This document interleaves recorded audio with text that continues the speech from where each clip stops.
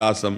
हमें तो लगता है कैसा निर्दयी स्वभाव हम लोगों का हो गया, पशुओं को काट करके भूंज करके खाना। अब देखो यहाँ से शुरू हुआ, फिर इसके बाद व्यभिचार प्रवृत्ति बड़ी कि बाल बच्चे, पराई बहन, बेटी, माता, उनके साथ ऐसा व्यवहार, राक्षसी व्यवहार, जैसे घटनाएं होती है ना, तो समझ में आता है मनुष्य कैसे कर सकता है ऐसा, मनुष्य कैसे कर सकता है, ये तो राक्षस ही है।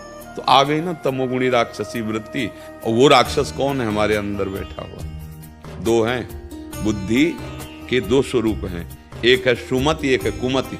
अगर कुमति वाले आचरण करेंगे तो राक्षस हो जाओगे, और सुमति वाले आचरण करोगे तो महात्मा हो जाओगे, रक्षा करने वाले बन जाओगे।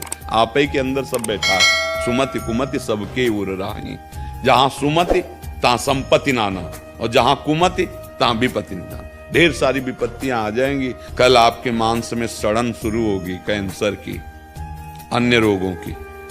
तब जब बता देगा 2 महीना रह गए मरने के, फिर और जब यहां से जाओगे इस कमरे को खाली करके, तब फिर जो हिसाब किताब होगा, ये है भारतीय कानून और वो है भागवतिक कानून, जहां किसी भी सपोर्ट की जरूरत नहीं, साक्षी की जरूरत नहीं है। वो अपने आप, जैसे होता है ना कि यहाँ से पैसा डालो, अपने आप आपको रास्ता खाली, आप निकल जाओ, ऐसे वहाँ अपने आप सिस्टम सब चालू है।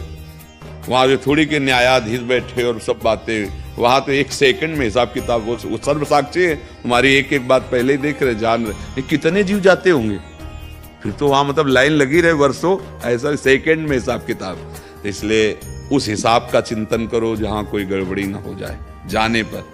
यहाँ जो हिसाब है तुम्हारे काम का नहीं है। एक चवन्नी नहीं जाएगी, शरीर यही रह जाएगा, रिश्ते नाते यही रह जाएंगे, यश कीर्ति यही रह जाएगी। बस समझ लो जन्म जन्मांतर का हिसाब किताब मिटाने आए हैं, सजाने नहीं आए।